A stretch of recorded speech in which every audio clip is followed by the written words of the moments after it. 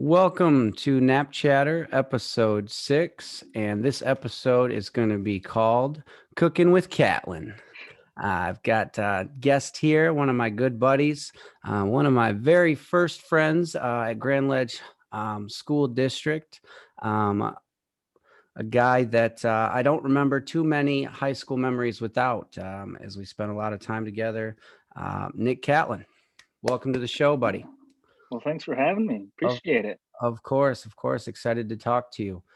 Before we get going, as usual, I will cover a few things here. A couple things I've been watching on TV. Um, Movie on Netflix called Finding Ohana. It's like I would call it a Hawaiian Goonies. A little throwback there. Obviously, not as good as the Goonies, as the Goonies is a classic, treasure hunt movie, but it's good. It's got a little humor, and it's the same kind of premise. Some young kids looking for some treasure to kind of save the family, and I enjoyed it. Um, There's still talk that there's actually going to be a Goonies too. that would be, I don't know how they tie it in. Just a different, yeah, yeah. different group of If people, have like to be, Jumanji style. maybe they're the parents or something of that nature. But Yeah. that'd be interesting. And the other thing I watched, and I do want to take a minute or two and talk on this. It's called Alive, the Drew Robinson story on Disney Plus, or excuse me, ESPN Plus. And man, is this an incredible story. Drew Robinson is a professional baseball player who's been in and out of the MLB for the last 8 years. I think he graduated high school in 2012, so right around our age, actually, Nick. And he was drafted by the Rangers. Yep, drafted by the Rangers, in and out of the MLB. Um, Moved on to the Cardinals, and then was signed by the Giants. And obviously, over COVID, when everything shut down this past year, baseball kind of stopped, and everything stopped, and um, he was in his home and having a terrible time battling depression and anxiety for really his whole life, but it was really hitting him. And he decided one day, I think it was April. It was back in April. He decided one day that he is going to attempt suicide. He was going to kill himself, and he sat on the couch and he shot himself. And I don't want to give too much, but um, if right away they tell you about all this stuff, but he shot himself, and he woke up, and he wasn't dead, and he shot himself in the head. So and he laid there, and he ended up getting in the shower and trying to clean himself off, and he fell asleep. He passed out from blood loss, and he woke up, and after 22 hours of sitting there with a bullet in his head and contemplating, he said he sat on the couch. He had the gun in one hand, and he had the phone in the other hand, and he had to decide: was he going to go back for round two, or was he going to call the cops? And he called the cops, and he is still alive. He is still alive, and he lost his eye. I guess he lost his eye, but it saved his life. And it's just his incredible journey. He's now trying to come back and play baseball. The Giants have re-signed him. It's just an hour, a little over an hour long, just an incredible journey that I highly recommend anybody that's listening take a watch. And we all were in some very tough times. I know myself. I was living in Marshall, around no family, no friends, locked up in my apartment, living by myself, and it was some very, and it still is for some people, very sad times. And this was a really a story that just hit me, man. It was very, very heartwarming, and to see him climb out and be on the other side of it. I highly recommend you give that a watch. Very cool. Very cool. And the last thing on my end, I have got myself a book here, The Sweet Dark, Savannah Brown. It's a poetry book. This is the second book of hers that I have. I don't remember what the first one is called. It's been a few years, but very good read. I'm just diving into it. But she is a London artist, author, I should say, that writes some good stuff. So, obviously, the Super Bowl has just happened. Nick and I will dive into that as the Tampa Bay Buccaneers beat down the Chiefs 31-9. Before we dive into the game, though, let's talk about some commercials. Everybody watches the commercials. Obviously, the Super Bowl comes on. Everyone's got their paying their big money ads to get into the Super Bowl. Couple I really enjoyed. T-Mobile had one with Gwen Stefani and Blake Shelton and Adam Levine. Some of my favorite people. They're on The Voice, and it was really funny how they portrayed Gwen and Blake getting together. And then a little old school Shaggy had a Cheetos commercial with Ashton Kutcher and Mila Kunis there. That I thought that was really funny. And then my favorite were the Tracy Morgan Rocket Mortgage commercials. He had a couple of those that were super hilarious. So any that you saw and like, Nick? Oh, my favorite was probably the Ashton Kutcher and Mila Kunis Yeah, one. I thought That that that was was the good. only one I think actually stopped me from what I was doing because we went out for the Super Bowl and shoot, I was like, oh, Shaggy, Ashton Yeah, Kutcher. yeah, This is actually really funny. yeah. That was good. That was good. Um, well, it was obviously a pretty lopsided game. Is that how you thought it was going to go? Not at all. Yeah. I thought it was going to be like a 35-38, right down to the wire kind of game. Yeah, Um, I will say, Vince and I were on last week and made our picks, and we both took the Chiefs. And I'll give your roommate some credit there. My Zach, a couple weeks ago, he took the Bucks plus the 3.5, and obviously that cashed as they won by 22. So congrats to him. But Brady yeah. gets his seventh Super Bowl, most ever, his fifth MVP of the Super Bowl, the most ever. What do you think of that, dude? Um, Honestly, I wasn't super surprised for the game. They actually made me some money because I'm like, can't bet against Tom. So I wanted the Kansas City Chiefs to win, but bet money on Tom Brady to win the Super Bowl, bet money on him to get the MVP. Figured he could have thrown 4 interceptions and still would have got it if they won. Yeah, So yeah. The that didn't MVP really surprise nowadays, me. it's always a quarterback, it seems like, right? Yeah. I mean, you get some that change, and it's a wide receiver or a defensive guy, but it's usually always that quarterback. But no, credit to Tom. And I just think, I mean, truly, when you look at it, I think the better roster and the better team won. I mean, and I've been dogging on the Bucks. I've picked them to lose, I think, every week except the Washington game. Like, but I mean, their roster is really good. I just want to pick against Tom, so I do. But I mean, they whooped them. Every Yeah. every facet of the game, offense, defense, special teams, and I think everybody knew with the Chiefs' backup linemen that um, you know, the Bucks were going to get pressure, but I think people just assumed it's Patrick Mahomes. He's going to make the plays and just they'll do it. And they couldn't get anything downfield. Yeah. Nothing.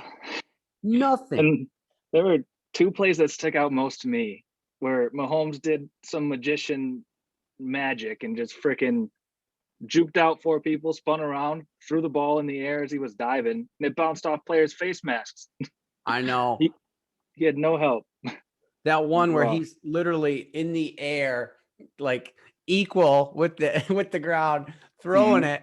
I mean, he made some plays and some guys. I mean, Kelsey dropped a big ball on third down early in the game. It was just, I don't know. I don't. The stage wasn't too big for him. I mean, they were there last year. Like, I don't know. It unfolded on him. Mahomes ran for almost 500 yards. I don't know if you saw that. Like getting chased. That's wild. It was Doesn't surprise me. no. It He, was like he was pressured on 39 dropbacks. well, Like, what can you do? and they didn't help themselves any though. I don't think they adjusted. I don't think they ran the ball enough, and I understand they were behind. Um, 10 run plays, is that 10 it? designed run plays. See, like that's not enough. And the Bucks were balanced. Tom played well. He wasn't asked to do much, a ton, I won't say. Mhm. He made the nice throws when he had to. He looked, I think, probably the best he's looked all playoffs. And they ran the ball well. Fournette, this guy's a good back. I think they underestimate when they signed him, like Leonard Fournette is a good running back. I hope this dude gets paid this offseason. And you Mhm. talk about all the weapons. Every point that was scored for the Bucks in that game, none of those guys were on the team last year. That's kind of crazy. Quarterback, running back, receiver, down to the kicker. None of those points. So, I mean, it just shows what, you get a new coach and a new quarterback and a guy like Brady, what they can bring in. I mean, that is impressive. Another thing that's underestimated, Todd Bowles was a former coach in the NFL, and I think he's going to get another job after you know, the job he's done. Yeah. They have coaches on this staff, like a handful of them, that coached together at Temple in the 80s. Wow. I Like, didn't even realize that. yeah, I saw that in an interview. Like these guys are deep rooted and they've got a lot of old football heads in there that really know what they're doing. And they just impressed me. I mean, they were just the better team. They were the better team. And I think the Chiefs, even in coaching, the Chiefs lost. And I think they'll be fine. They're going to be healthy on the O line next year. And they're the favorites in my eyes to win the AFC again next year. I know Buffalo's tough and so is Baltimore, but yeah. Yeah. Like that. It'd be nice to have a Brady effect for the Lions. Like, shoot, think Jared Goff can recruit some of those players? Nah, I don't think so. Like, I there's been talk in St. or not St. Louis, in LA with the Rams. People are allegedly texting Stafford about teaming up. Oh yeah, I think you're gonna see a lot of that. I think you're gonna see people going, they're obviously gonna go to the Chiefs if they can. They're gonna go to the Bucks if they can. And Mhm. I think the Rams are a good destination because you're talking about three teams right there, at least for sure with the Rams and the Bucks that have got great weather, right? Yeah. Good defense, a good team, and great weather. Like people don't want to come to Green Bay. Hmm. It's cold as hell all year. And shoot, Florida, no income tax. Exactly. It's Exactly. great. So, yeah, it was, and you kept thinking like, all right, it's the Chiefs, right? They've been here. They're going to come back. They're going to come back. And Yeah. eventually it was like, they're not like, they don't have it. I mean, this is over. So credit to the Bucks, their parade. Did you catch any of that? Do you see Brady throwing the Lombardi across the freaking river to Gronk? And Yeah, that was fun. I couldn't believe he did that. You wouldn't have saw that over in well, New England. did you see the video of Tom leaving? No, but I heard about it. Holy cow. I've never seen him like, I mean, he couldn't stand. Yeah, that's what I heard. Is he had to be carried away. Yeah. So he That's was funny. he Good was for cel- him. he was celebrating, man. They all had a celebration. How about this one? JPP, Jason Pierre-Paul, Hmm. has been to the playoffs 3 times. He's never lost a playoff game. That's pretty impressive. He He is he just is needs to stay away from the fireworks, and heck, a he could he's be a Hall of Famer. he's impressive to me for how good. I mean, he's up there in age, and that guy balls. He led the team in Mhm. sacks, I believe. I mean, this defense was so good, and they're Well, they were really good last year. If Jameis didn't have 48 turnovers, who yeah, knows? They might have had a chance. yeah. This is a good team, man, and obviously Tom made a huge difference, but they're going to be good too. Tom already said he's coming back, and I think they're not going to lose too much. Obviously, Fournette. I think Fournette's going to leave. Um, Antonio could possibly return. I know Gronk was on a 1-year deal. I expect both those guys to return. Yeah, Mike Evans came out already and said he'll restructure to stick around. Now, maybe that I really change. like that. Yeah, maybe it changes though. It was a day after a Super Bowl. He's feeling Mhm. high and mighty, and maybe that changes. But I know Adrian Peterson already was sending out tweets to Tom saying he wants to come. So Yeah, he's going to be a free I agent. guess And I I guess hope that's okay. yeah, I hope he does. I hope AP goes somewhere where he can win. A place like the Rams, a place like the Bucks. Like AP's Yeah. he's a Hall of Famer, man, and Oh, for sure. First ballot. I mean, maybe once with Favre they made it to the NFC title game there, but Mhm. He didn't that's have much around him for most of his career. no, no. So I'd love to see that. But yeah, I thought it really wasn't that much fun to watch, especially for me. I got family down in Kansas City and I was rooting for the Chiefs for sure. And um but Yeah, it's Andy a Reid's my favorite coach, so I was yep. always rooting for him. I know you love Andy And Reid. So, well, with that, we'll move ahead a little bit of sad news. Rest in peace. Marty Schottenheimer passed away at the age of 77, a guy that coached in the league for 21 years as a head coach, coached longer than that, but he won 200 games as a coach of the Browns, Chiefs, the Washington, now football team, and the Chargers. So a great career for him. His son, I believe, is the offensive coordinator for the Seahawks, I believe, which some trouble is stirring there. But um, and then Pedro Gomez, a wonderful baseball analyst, passed away at just 58 years old. A guy I've watched over the last few years.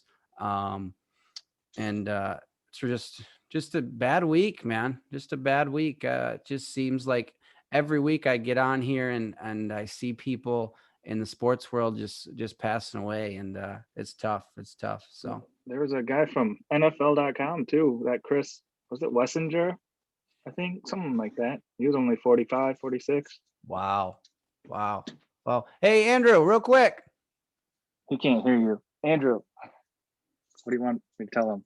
I Had just his earbuds in. just tell him congrats. Tell him congrats. What up? He said congrats. You better be seeing my push-ups at the end of this episode. Yeah, yeah, Give me yeah. Big 10. Come on, coach.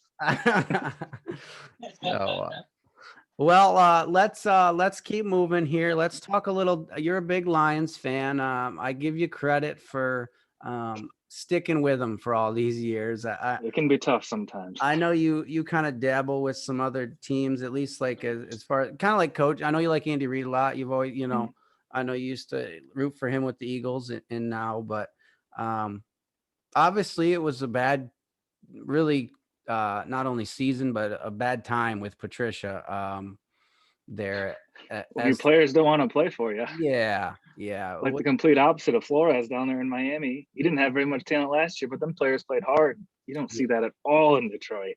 yeah, it wasn't good. And now obviously Matt Stafford gets traded away. What's your thoughts? What's your thoughts on the Stafford move? First I was like, all right, we got 2 first-round picks, and then I was like, all right, well, we got Goff. That's not that he's bad, but he's expensive. And Stafford still counts $19 million against the cap. Oh, So we really? got that, and we got 28 million for Goff this year. So almost dang near 50 million in quarterbacks. Wow. So the one thing I did like about it, like after thinking about it later on, they're 2 future first rounders. So this year they're not going to be competitive. Might as well just save those first round picks. Those rookie contracts are really nice because they're a heck of a lot cheaper than they used to be. Stafford and Sue's contracts kind of crippled us for a while, I felt. You got $100 million darn near and 2 people for Yeah, that's tough to win in the league like that. Yeah. It's going to be interesting. And then looking at the stats, like Andrew was talking about it to me, and I was like, oh, Goff isn't nearly as good as Stafford. And he's like, look at the stats. Goff's are better. I was like, well, this is going from 2009 too, and the league didn't really pass nearly as much. I remember you got a 90 quarterback rating. That's a good year. Now you're probably getting benched and cut, traded away. Well, it's also, I mean, Goff's numbers are, to me, I would say a little inflated because you're talking about he's got an excellent coach who's an offensive mind, and they're a balanced team, a better team. Yeah, He's they can got actually run the ball. Yeah, he's got better opportunities to throw the football, and yeah, that balance. I mean, I don't think there's a person out there that goes, "Oh yeah, Jared Goff's a better football player than Matt Stafford." I mean, No. obviously not, but it was time. I said it last week. I'm happy for Stafford. I hope he has success with the Rams, and I think they're going to have a really good team the next couple of years. That's my only worry with the future picks, is that the Rams, in my eyes, are going to be good for these next couple of years. So those picks are going to be late in the first round, which it's an extra pick, and obviously the Lions need that. But it'll be interesting. It was time though. It's time to kind of restart the cycle. What do you think of Motor City Dan Campbell, the new hire at coach. Boy, I was a little indifferent at first. I remember him as a tight end playing for us, and I'm like, wow, this guy's not too bad. He had a lot of heart. I remember when he took over at Miami as an interim coach, the players were complaining that he wasn't hired full time, so he ended up leaving there because he felt like he got slighted. He gets the coaches to, or he gets his players to play for him, so I'm excited about that. And you look at this coaching staff, like they're all former players. I was going through it today. They got Anthony Lynn, former running back, Aaron Glenn, former cornerback, Deuce Staley, former running I back, like Mark Deuce. Brunell, Hank Fraley, Kelvin Shepard. There's What a bunch of people that have played in this league. that is good. What's Brunell coming in to do? Quarterback coach. Nice. I like Brunell. So I'm like, holy cow, that's a lot of former players. So I like that he got a 6-year contract. That shows that they should want to keep him. Yeah. I don't like the whole 1 year gone thing. No, I don't think they ever give guys enough time in the NFL. It's like 2 years and you sucked No. and you're gone. It's like, well, yeah, look at the team I took over. I mean, give me some time. Like, what do you think about though? My concern is he's a guy to me, and I said this before, but he seems like a guy like his players are gonna buy in, like you said, or they're just gonna laugh at him and say, "What are you even talking about?" I mean, because watching that press conference, man. I mean, he's turning himself already from day one into a joke. And I mentioned it before. I thought you would really enjoy his nameplate with the dude. I thought you would enjoy that. So Yeah, I think it'll be all right. I think the players will enjoy him. It'll be a welcome change from Patricia, where everyone hated the guy. yeah. I haven't heard anyone come out and say anything bad about him ever. The coaches like to play for him.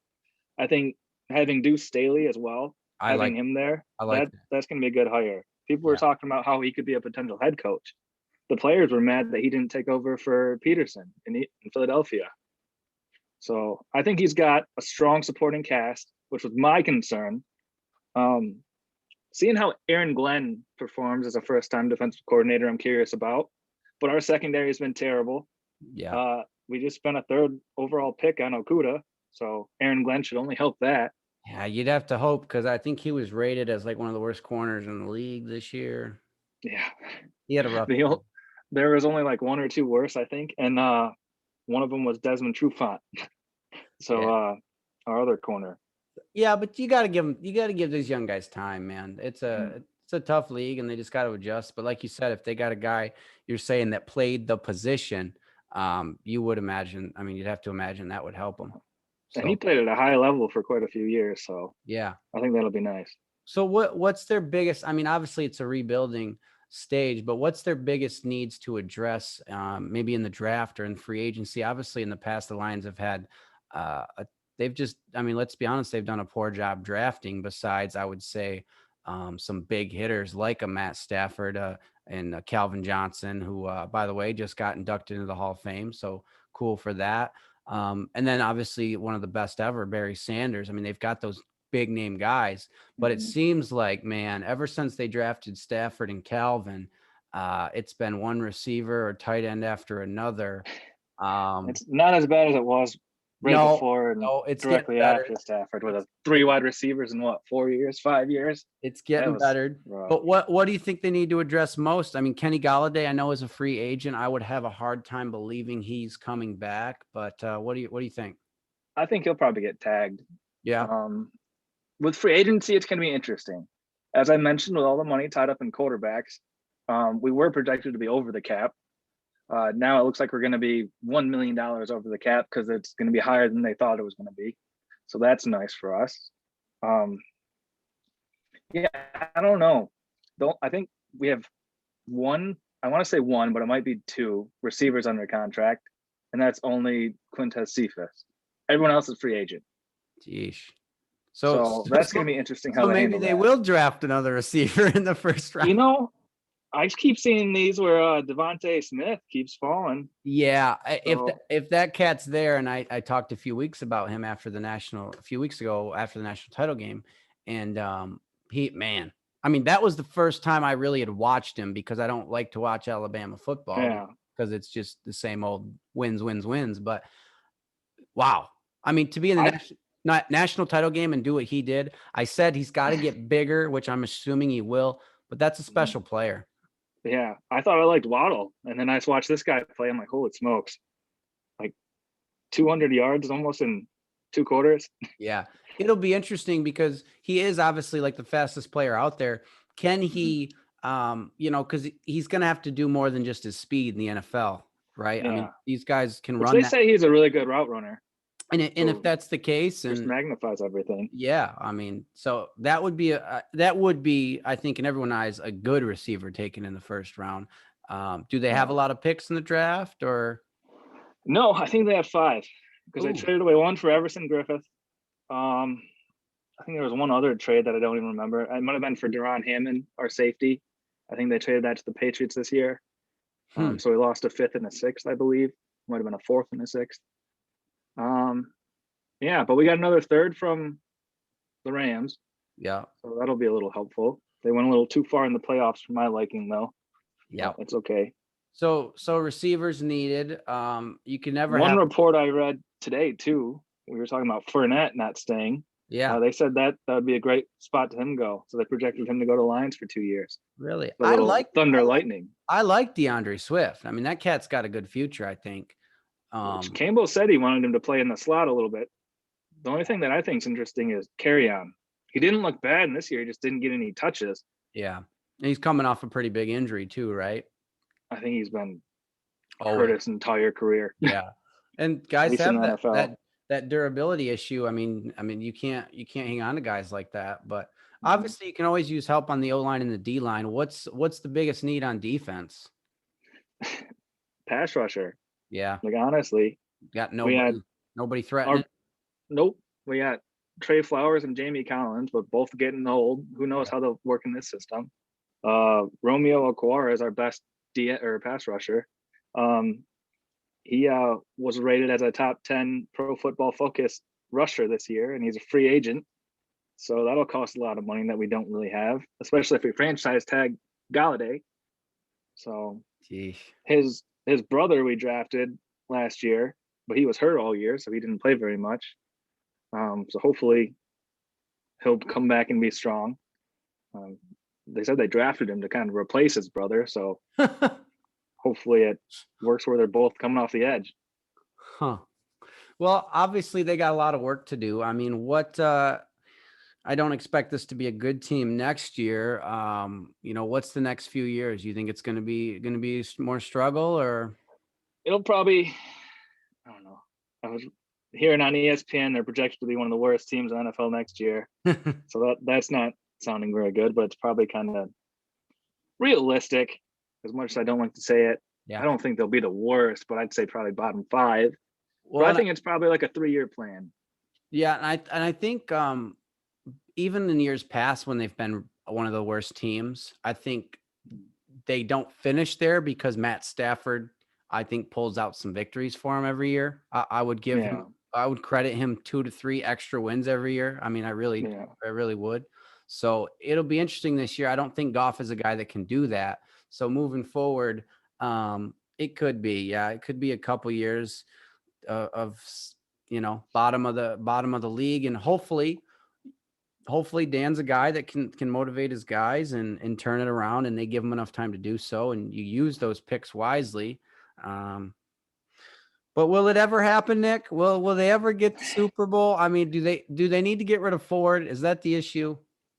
Well, her daughter just took over, so hopefully it's a change in the times.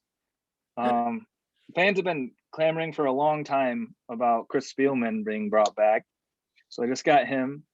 And then John Dorsey, I think, was a sneaky great hire for them. I saw that and I was like, wow, that should help a lot. That is a great move. That really is. I mean, really building the roster, I don't think it has anything to do with the owners. It is that GM, that front office, and you got to build the roster. You got to understand how to use that salary cap and maneuver. Patience.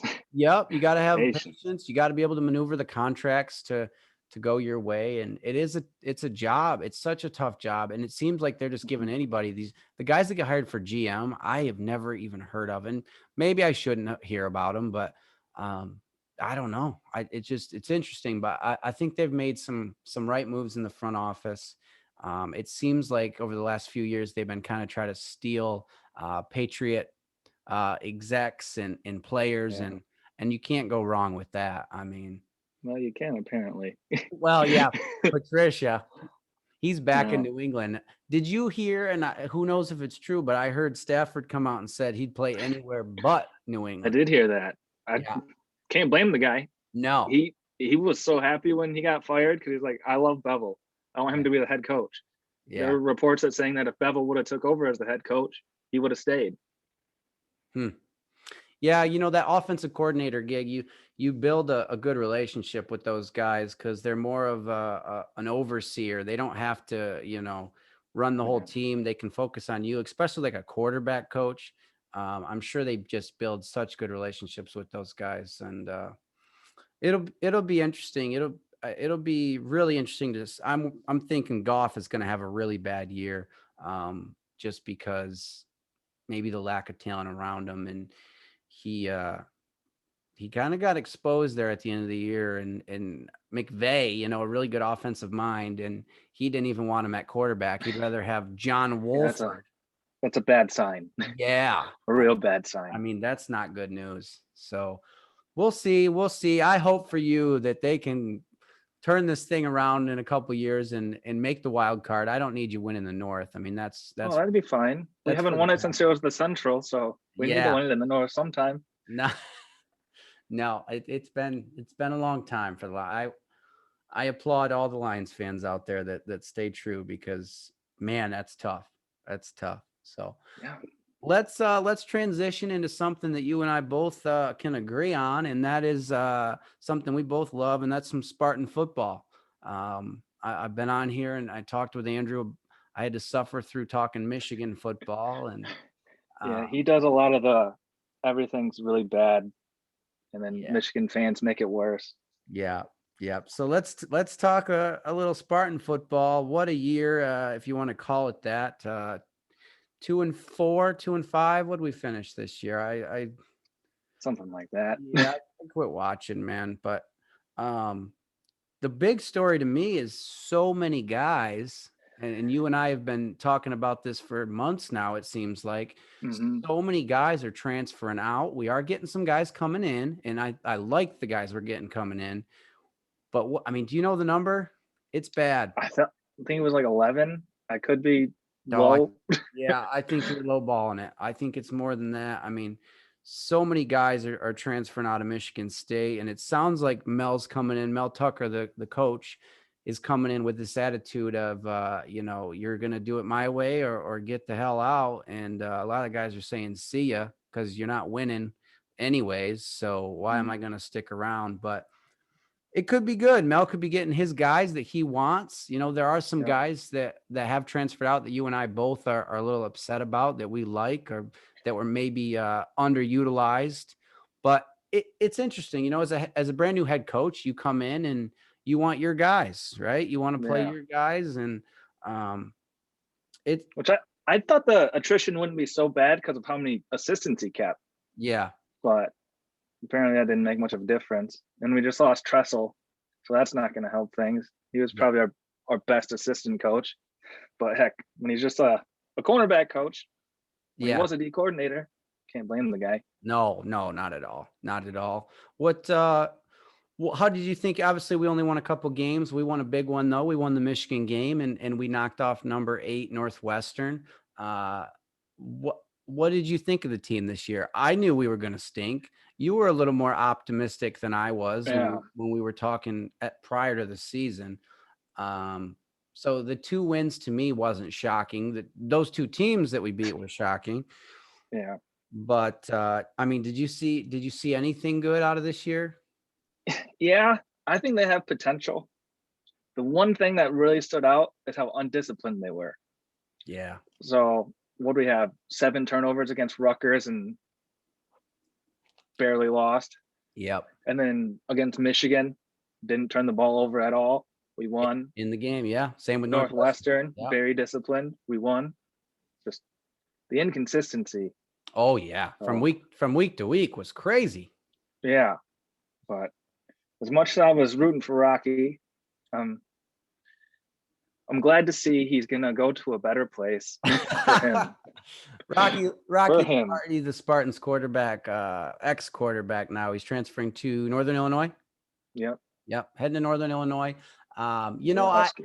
I'm like you. I was a big Rocky fan coming into his career because he's got a really good wrestling background, and he probably should have wrestled. He was ranked really high in the country, and he decided to play some ball. And you can't blame the guy. Football's where the No. money's at, but unfortunately for him, he's not very good.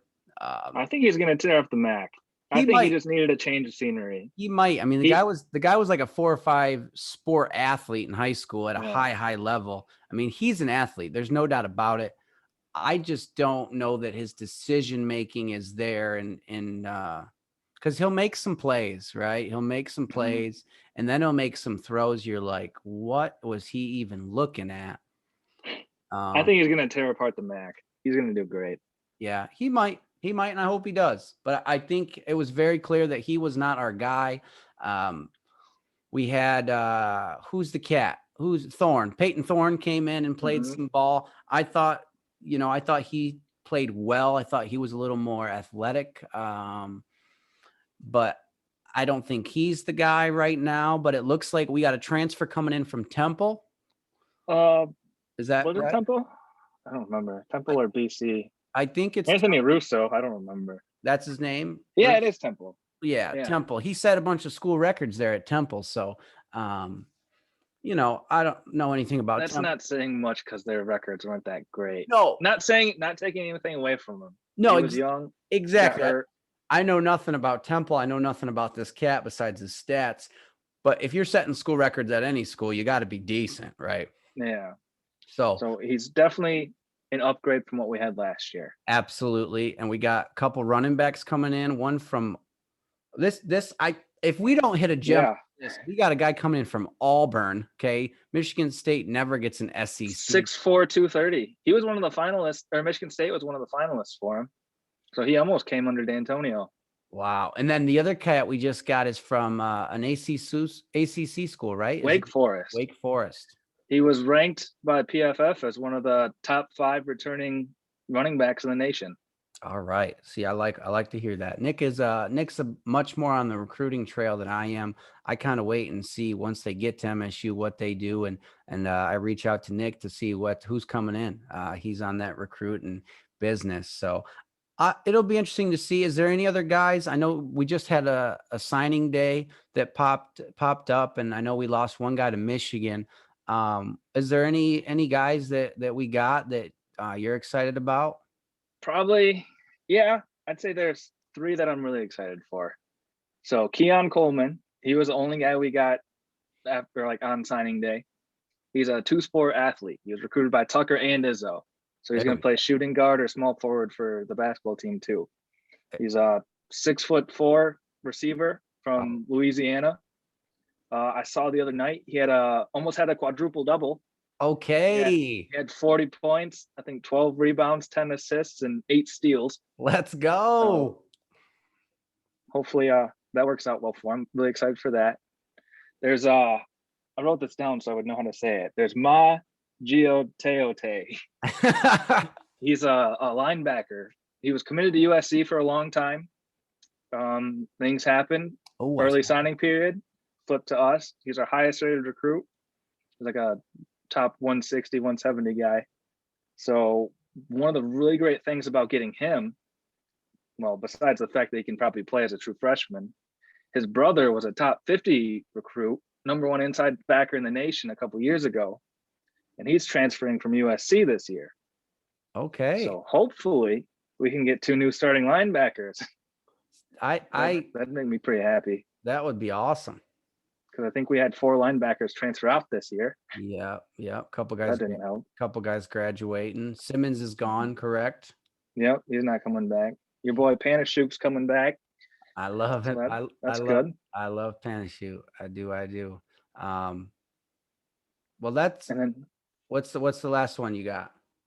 Oh, I forgot, but that's fine. Hampton Frey is going to be he's a quarterback from Texas. He should be Hampton, interesting. Hampton Frey. Yep. I remember seeing that. We texted about that. I mean, with a name like that, you got to be good. Hampton Yeah. Frey. I mean, he's got some size, some athleticism to him. I am excited about that one. I think it seems like Mel Tucker is a player's coach. And I know that's weird to say because all these guys are transferring out, but he seems like a good recruiter because he's getting these guys. And you made a good point that when he was at Colorado, he's got to be a halfway decent recruiter because he got Jerry Rice's son to come to Colorado. So I think he's got to be a good recruiter. And I think that's what MSU has lacked for so many years.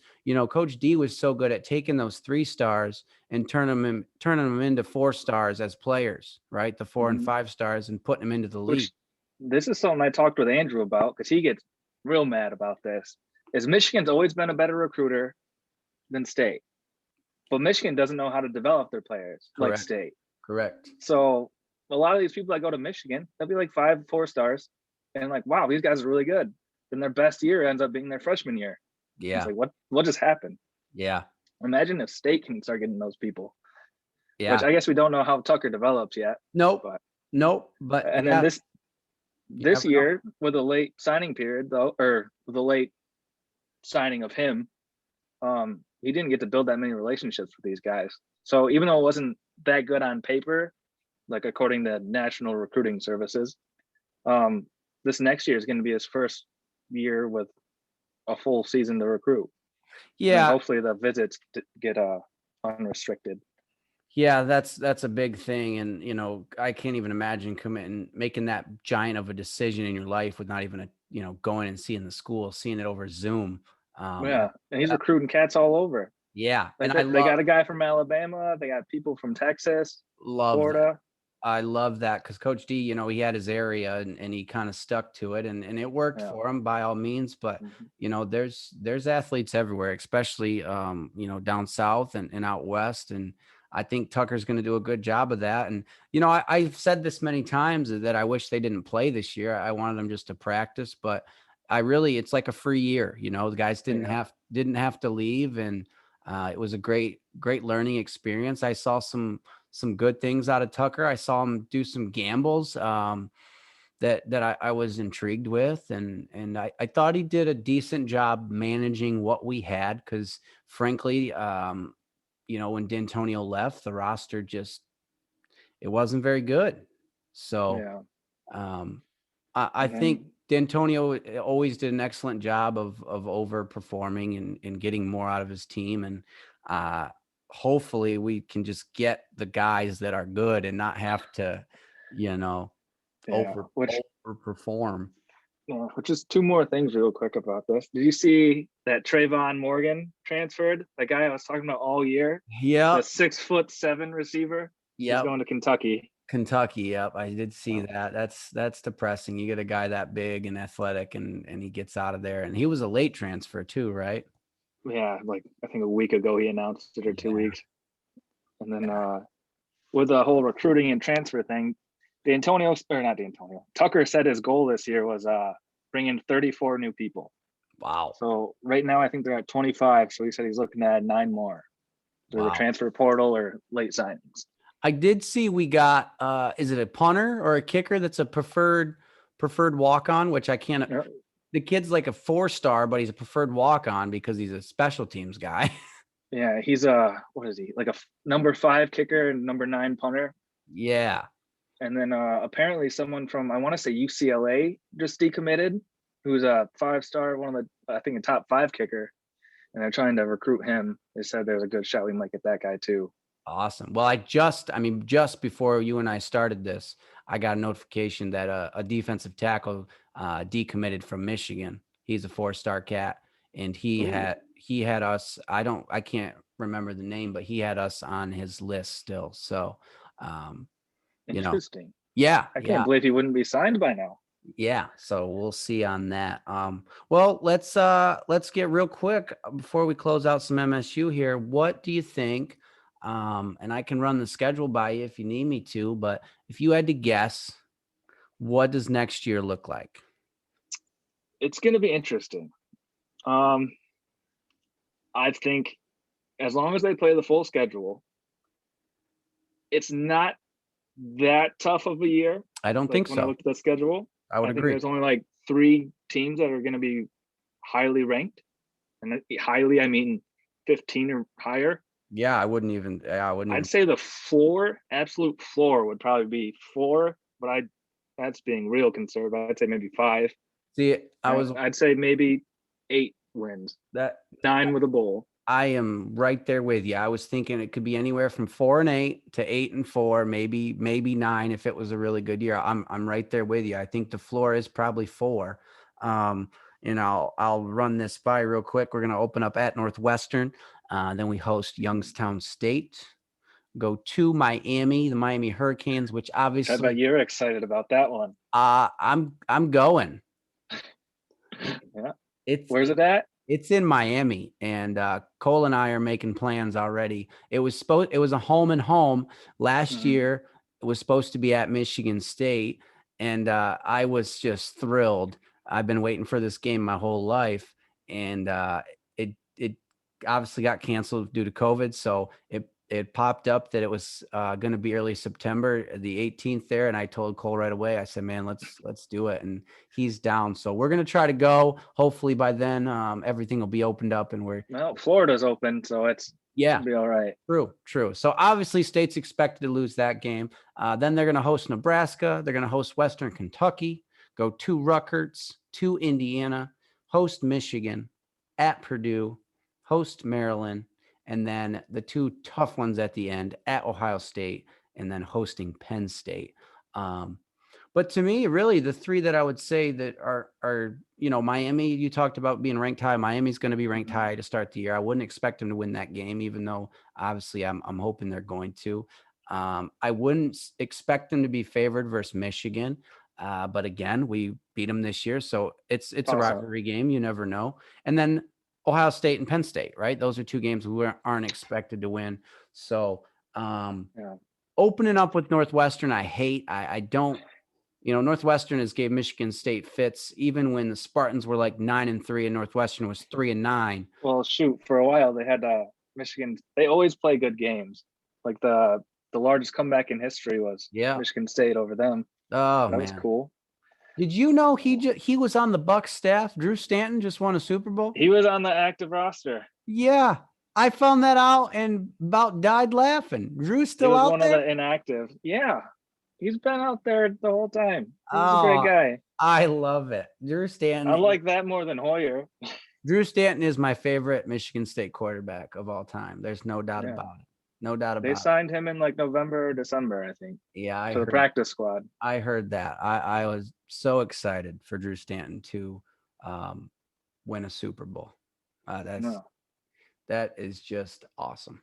So, well, let's finish off here talking about something that you love to do. And ever since I met you, you've been a guy that just likes to cook, man.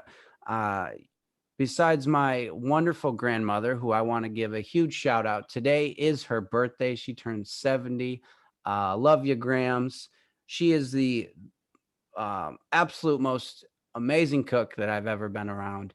But I would put you second, Nick. I love anything you can turn anything good. Um, so I just wanted to Well, thanks. get to talking about your cooking and your experience there, and let's go back and start from the beginning. Where'd you learn to cook? Who taught you to cook? I'd say like 3 main areas were how I learned. So as you know, we grew up in a bar. We owned the Eagle Inn, so we had a kitchen. That's access to a lot of different ingredients right there. So a little bit of that. My brother, he went to culinary school, so like spending time with him, he would always cook weird, random things. Like, oh, that's how you do that. That sounds interesting. And then like watching TV, like growing up, a lot of people watch cartoons. I apparently was too cool for that, so I would watch the Food Network. And then the main one was probably Emeril Lagasse. He's this kind of over the top cook from New Orleans who had a cooking show. He'd spend an hour just cooking in front of a live audience, and I used to watch him all the time. So I'd say those are probably the main three areas where I learned to cook. And then what's funny, when I was a kid, I didn't know kids hung out with other people during the summer, like their own age. So I hung out at the bar. And I was kind of a hustler back in the day. So I used to go back in the kitchen and bake some cakes. And I'd walk up to random tables and be like, hey, you want to buy a piece of cake for $1? And then That's it's funny now, I can't bake at all because no. it's chemistry, it's a science.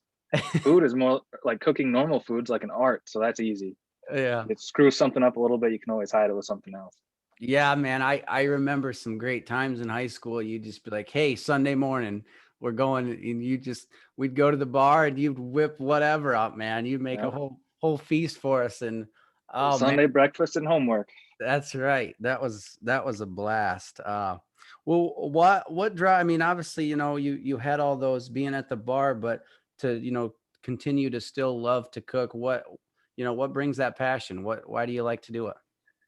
I just love bringing people together. Everyone loves to eat, whether it's was growing up at the Butterwick household and seeing everyone come over and just enjoy eating over there, or even in college, when I was in the dorms, I would invite people over, be like, all right, we're having family dinner. It's just something everyone can bond over. And it's funny. A lot of times when I make food, it's like, all right, everyone eat. Let me watch your reactions to see if it's Yeah, any good. yeah. And if it's good, it's like, all right, cool. I might have some later. You always do that. You're like, all right, go try it. It's done. Go try it. It's like, Yeah. yeah, I remember you were always about bringing people together in high school. At least once a summer, you'd have a big, whether it was like a cookout, a picnic type deal, or and a bonfire after, and you always love doing that stuff. So Yeah. I miss those, those. yeah, absolutely, man. Some great memories that you just bring, um, so many people together, and that's cool, man. So that's real cool. I can't cook to save my life. I suck. Just Especially wrong attitude. if there's no directions, I'm screwed. I've never seen you use directions in my life. You Oh, just I hate recipes. yeah, you just throw whatever. I mean, is that something you like experimenting and just use? Yeah, which I don't know. The more I cook, the more I know like what spices kind of go together. The only thing I'm not really good about is salt. I feel like I try to not use much salt because a little bit can go a long way. So it's like all of a sudden I'll add a little bit of salt and it's like boom, ruin the dish. Which I'm probably my biggest critic on food because I've made stuff like, oh, this is not very good. And other people are like, wow, this is the best thing I've ever had. Well, I guess Yes. you're happy. That's all that matters. Is it you do a little cooking now? Is it something that you could possibly see your future in still, or is it something that maybe I don't think so. no? Um, for a while I thought about it. Because right now I work at Olive Garden, assistant kitchen manager, but I wanted to work my way up and work for restaurants my whole life, but I don't think I want to do that anymore. I think I need Yeah, to get out. kind Like of it's kind of learned by in that testing the waters. You kind of yeah, like it's fun, but I don't know. I'm getting a little old and the hours are not the greatest. yeah. So Well, that's something, especially if you're gonna run your own deal. I mean, you got to be all in, right? It's oh yeah, probably like 60 to 80 hours a week. yeah. You got to be there every day unless you have a lot of people you can trust. And even that's expensive. I Hmm. think like 90% of restaurants fail their first year and then 5% fail the second year.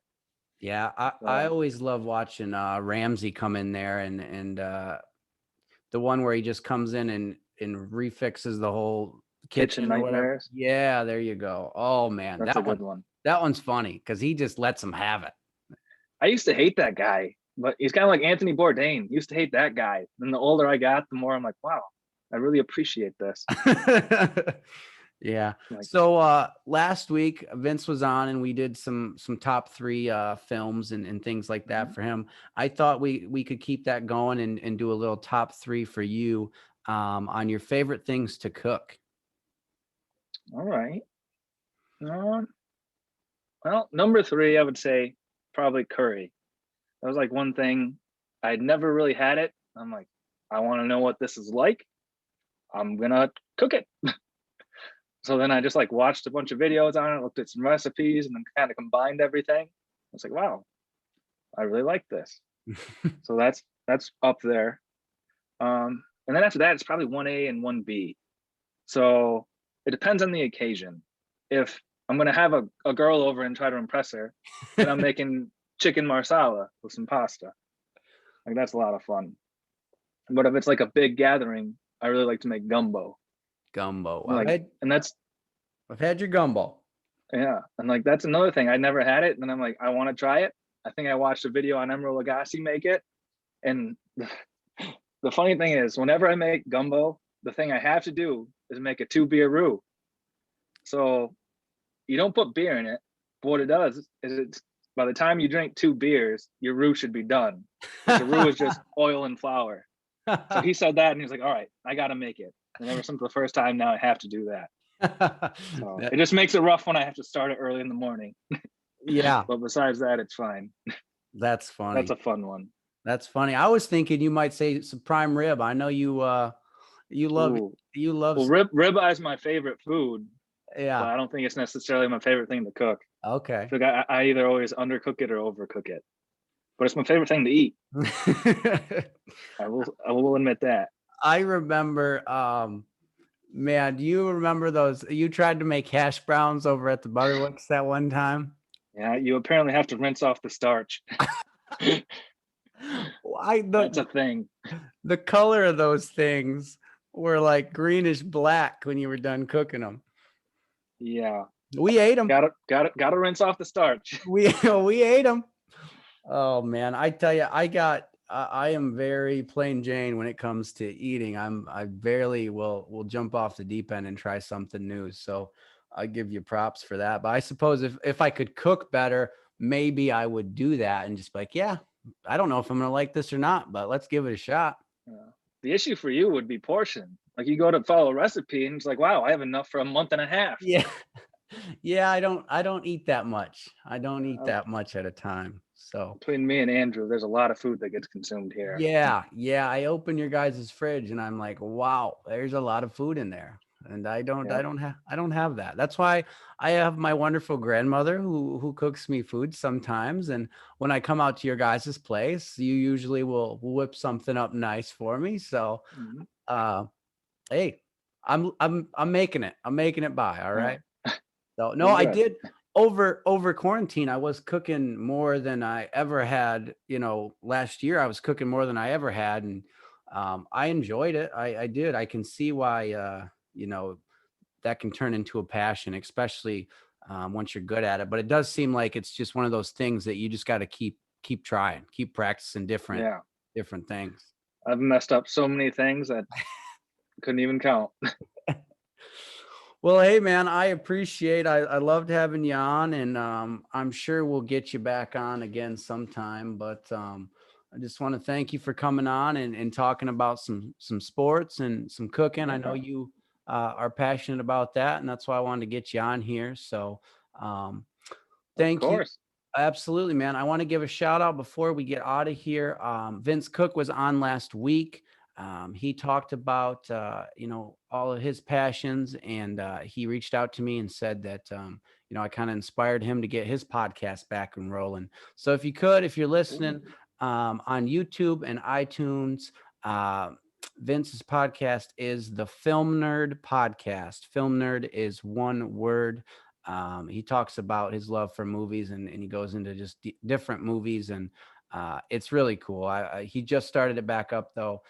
Got an episode in and I really enjoyed it. And so give them some love there. And as always, follow us on Nap Chatter on all the socials. We are still, climbing. Every week I look and we're climbing on our views. So I appreciate everybody. So thank you so much. And thank you, Nick, for being on. This is Nap Chatter episode 6, Cooking with Catlin.